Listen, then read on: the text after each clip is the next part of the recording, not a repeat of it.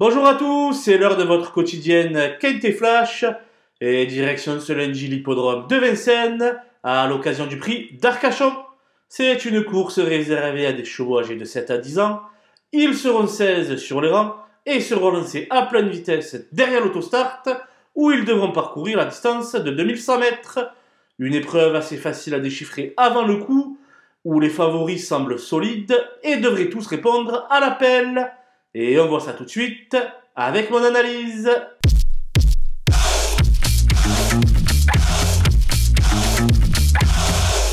Les bases avec le 7 FaceTime qui doit désormais approcher de son meilleur niveau avec 2 parcours dans les jambes. Trotteur le plus rapide du lot, il possède une réduction kilométrique d'une 10-2 et il pourrait donc bien renouer avec le succès. Le 3 Galileo Bello a fait une petite bêtise en dernier lieu, fautif alors qu'il tentait de se rapprocher. Je le préfère légèrement sur les parcours de tenue, mais Gabriele Gelormini en tire la quintessence.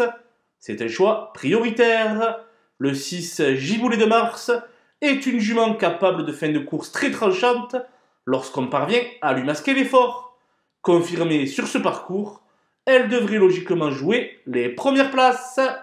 Les opposants avec le 14 Éclat des Noix, qui reste sur de belles 3e places acquises en province. Il a aussi des références sur le plateau de Gravel, où il s'est classé 4e lors de sa dernière visite sur ce parcours. Il a les moyens de revenir de la seconde ligne.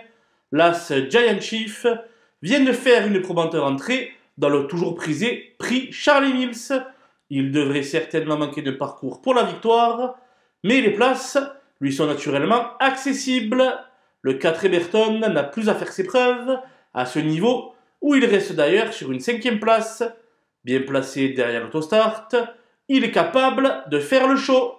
Le 16 Esteban Giel ne sera sans doute pas le cheval de tout le monde, mais attention, l'écurie de Jean-Luc Dersoir tourne bien ces derniers temps. S'il parvient à prendre les bonnes roues, il n'est pas incapable de faire afficher une belle cote. Mon coup de poker sera le numéro 8 Grâce du Dijon, qui possède un sacré moteur mais qui n'est pas du tout confirmé sur les parcours de vitesse. Toutefois, elle forme un sacré tandem avec Eric Raffin, avec lequel elle s'est imposée à 12 reprises. Elle semble aussi difficile à retenir qu'à éliminer. Les opposants avec le 13 Gendréen, qui possède la pointure, mais qui restera ferré ici et qui devra s'élancer en seconde ligne. Son entourage a peut-être la 14e étape du GNT à Mokanchi qui va se disputer le 22 novembre dans le viseur. Il représente mon principal regret. Le 12 Eurekavri n'a plus été vu ferré depuis le 10 mars et va effectuer sa réapparition, ce qui complique nettement sa mission. Pour la 5e place seulement, le 2 Flower by Magalou ne possède plus aucune marge de manœuvre dans un lot de cet acabit. En rasant les murs, elle va tenter de glaner une petite allocation. Le 9 Flya Kaluma va voir sa course se jouer au départ avec sa position tout à l'extérieur. Elle n'est pas dans sa robe de mariée actuellement et aura certainement du mal à rivaliser. Le 15 Élu de Dompierre n'a couru qu'à 2 reprises cette année et risque de manquer de rythme face à des rivaux beaucoup plus affûtés. Même si on ne peut totalement l'écarter, il aura du mal à causer la surprise. Les délaissés avec le 11 Falcoberry, qui évolue à des années-lumière de son meilleur niveau. Selon moi, il aura fort à faire pour se distinguer face à une telle opposition.